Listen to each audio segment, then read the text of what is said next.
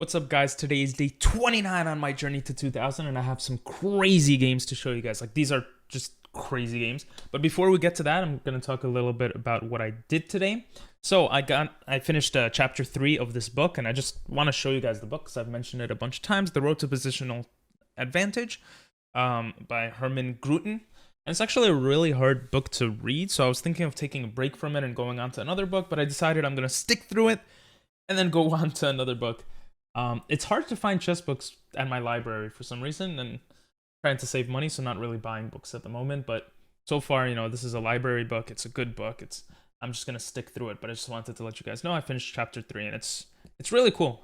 It's just very hard to follow and to understand certain things. Like following these 9-10 step moves and understanding why this other move doesn't work is a little hard.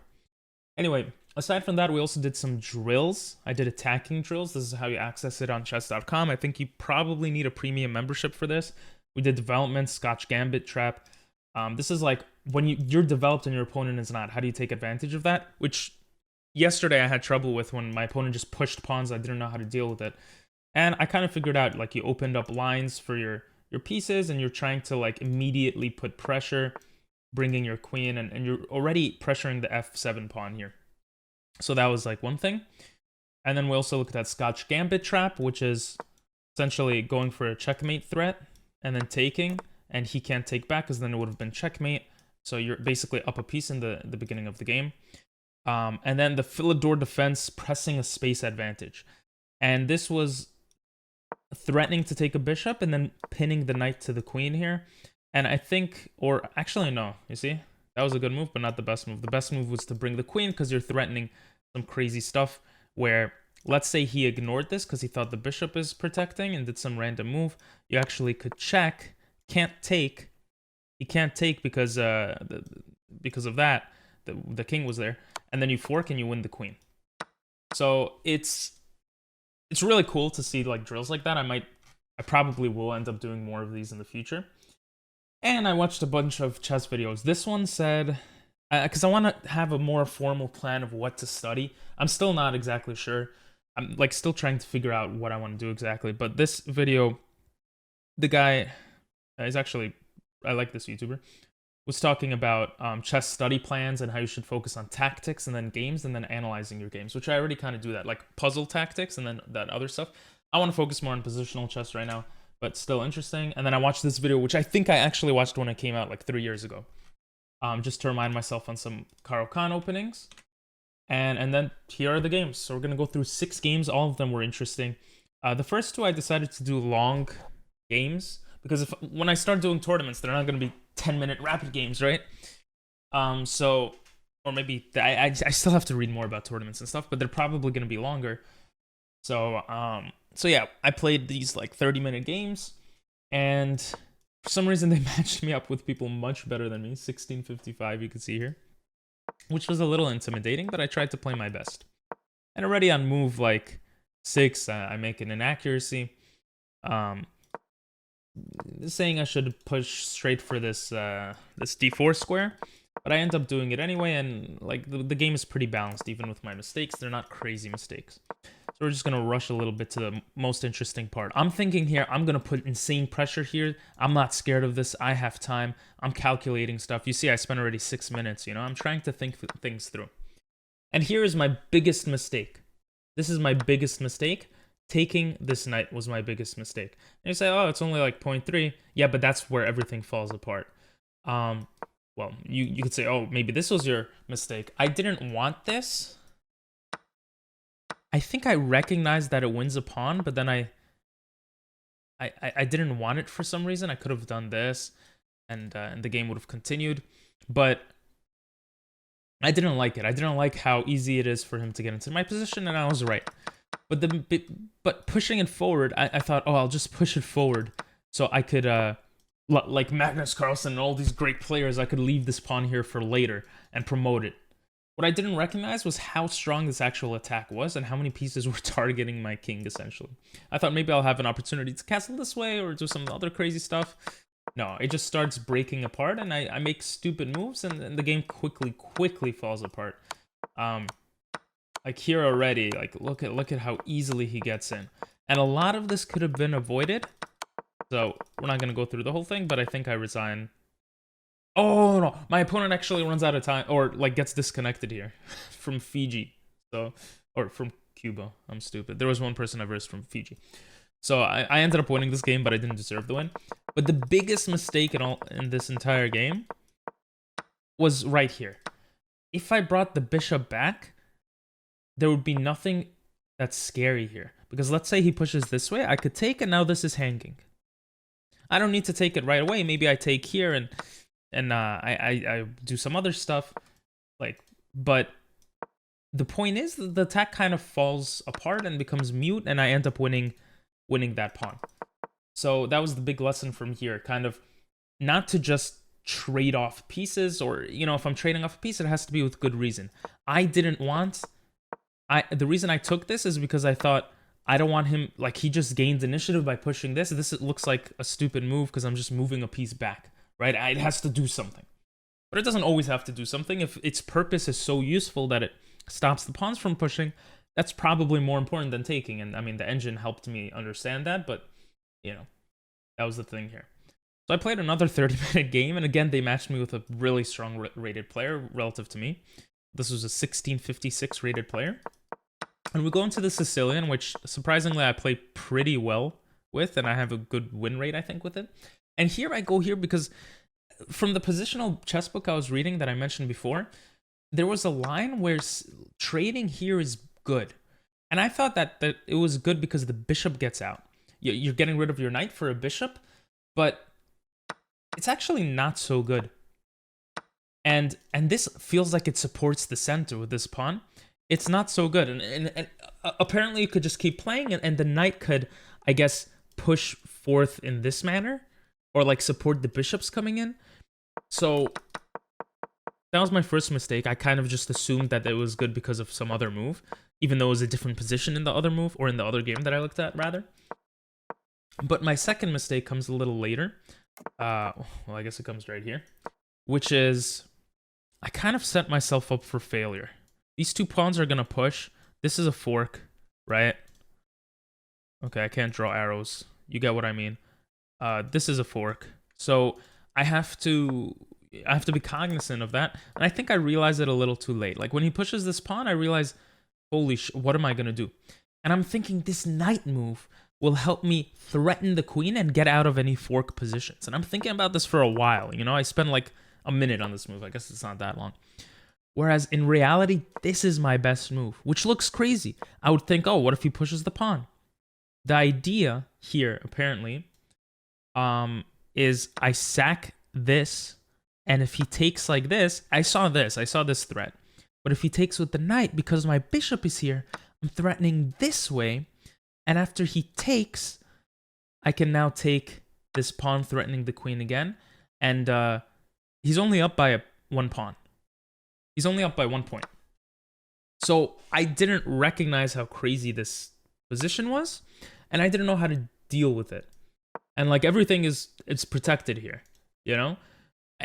And his knight is hanging, right? He has to do something about the knight.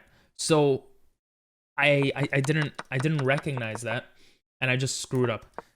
Apparently, again, instead of castling, if I just came here right away, indirectly attacking, but also, let's say he attacks this, I could actually give this up to bring my knight into the game, and if he tries to trade knights, I ruin his structure. So just crazy stuff that I just didn't, you know, and he would try to trade the knight because this is a great outpost for my knight, right? So some crazy stuff in this game, but I basically get forked and I resign later on. This is a super, super sad game with a brilliant move. All right, hillbilly attack against the Caro-Kann usually doesn't work very well. At least in principle. And I always feel confident because people do that and I feel like it's not a good move. And here I realize that I'm kind of forcing the knight backwards with this pawn move. I'm so proud of myself for seeing this because the knight has nowhere to escape except back here, which looks like an awkward square. And I considered this move adding pressure, which is a great move. I'm winning like crazy. But I come in with the queen instead and with the rook, trying to come take this pawn for free and eventually like bring the bishop here. I kick the bishop out, and the bishop comes attacks my queen, so that plan is completely kind of like out. We trade some stuff, and then his bishop is open to attack my queen. And I'm playing a little bit faster than my opponent, but I'm making all these moves, and my queen is just keeps getting attacked, and then it gets forked here, and I lose a rook. But because I have this super powerful bishop, I'm threatening mate. And I recognize that the knight can come in and threaten mate, right? So he comes here to stop the knight from coming in, and I recognize that I could sack my bishop. Brilliant move to get into the position and just take all his pawns and probably checkmate him. I bring the knight here with ideas of checkmate, okay? What a beautiful idea, right? Check, checkmate. But then I think, oh no, maybe I messed up. Maybe I messed up because what if the rook comes here? What do I do? The rook did come here. I do the same thing. I do the same thing because this leads to mate too. What did I do in the game? I took the rook. I took the rook. Why did I take the rook? I don't understand. I don't know why I took. I was scared and I took the rook. And we're starting to run low on time. I'm like 40 seconds up on my opponent, but I'm thinking I have to somehow do something here. And I push this pawn forward thinking it's going to be closer to promotion. Just blocks it. And I take, because I don't want to lose this pawn. I'm hanging on to it. Whereas where I was supposed to step back, because then I can come in with the check and eventually bring my knight and stuff. And I take. And now that pawn is definitely falling. But I miss this beautiful fork winning the rook back. I'm still winning in all these lines. I'm still winning after all these mistakes. I take this pawn. I just blitz it out trying to flag this man. And I mess up. I mess up because there are 2 targets here and only 1 defender. Again, I can come here winning my rook back. And I just move my rook up, not even realizing the bishop can take it. I just resign. I resign. I was like, what's wrong with me?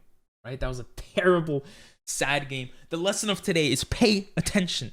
Games can flip even if you're winning, right? Especially from this game. Pay attention. I did. Look at this, man. 96.7% accuracy in this game. My opponent was playing super fast, and I made sure that I play fast, but also like not get scared because he's playing fast. And that's what I did. I didn't play all the best moves, but I only made 1 inaccuracy, which was this queen move, which I think is worse because the knight comes in attacking, and then the rook can attack my queen. But, you know, it ends up being okay, and I recognize this pawn is a weak piece, so I continuously put pressure on it.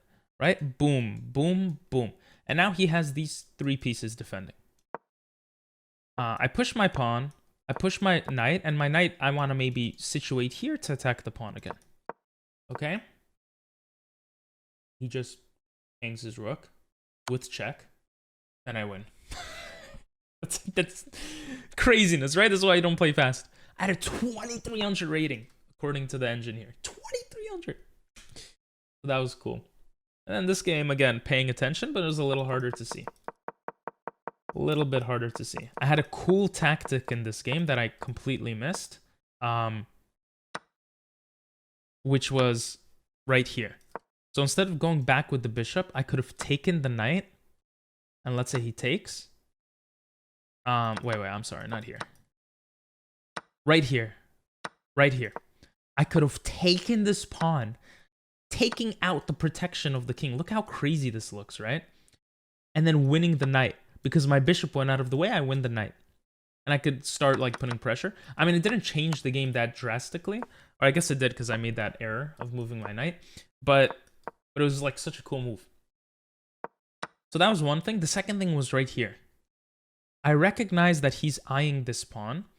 And I didn't know how to continuously, like, I can't threaten taking this. How do I keep putting pressure on this pawn? I moved my queen here, where if I moved here and he took, I can fork, right? And then if he took with the queen, obviously he loses the queen. When I move my queen to the side, I end up losing this pawn. So such a small difference, but like a small movement of the queen just completely turned the head on its game. Thankfully, he castles here. He was just scared. And I recognize my mistake, and I go f4 to cover this square and to attack the queen at the same time. He takes, I take, eyeing the rook. And then I bring my bishop back to focus on the other side of the screen. Of the board. We do a bunch of trades because I recognize that I have this pawn majority against this one pawn. And I have 2 bishops here against 1 bishop. And his other bishop is kind of blocked. It's not going to be in the game. So I check him. I don't let him get in. And I do this sexy move because if he takes, I take. And he can't actually get into the position. So that was really cool. He recognizes the threat, moves back. And then I start pushing my pawns. And there's nothing you could do to stop me pushing these pawns. He sacks his bishop. The best thing was to take here and to take. And then eventually you would have to sack something for this pawn, I think. Well, according to the engine, it's even. I would think you would have to sack something for the pawn, but... Oh, well, I guess you still have to eye the promotion square. Anyway, could have been an even game. He just sacks his bishop for some reason, and then I'm in a better position. And then I miss this beautiful mate in 1. Okay? I miss this beautiful mate in 1, and then I find it. Or I guess it wasn't mate in 1 before. Well, I find it here. Look how beautiful this is. Boom! The pawn covers this. The bishop covers the pawn.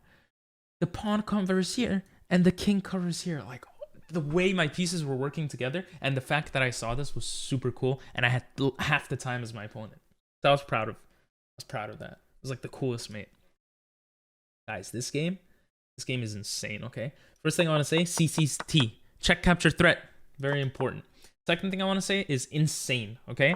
The turnaround in this game was crazy. I did not, or my opponent did not, deserve to win this game. So you're going to see what happens here. Just probably stuff to mention here, but basically I end up doubling his pawns and thinking I have to somehow create a weakness and attack those pawns. Yeah, I don't recognize this check until a move too late. This check is very nice. I could kind of get situated here and fork the rooks. That was also a plan I was considering. Obviously, he would probably trade, but I'm getting into the position, and it's kind of scary for white, right?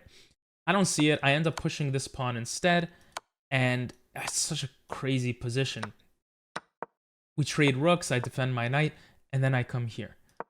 Here, I was supposed to come here because if it takes, I'm still watching it. If he comes here to try to come here, then I actually could just protect the pawn like this, the knight.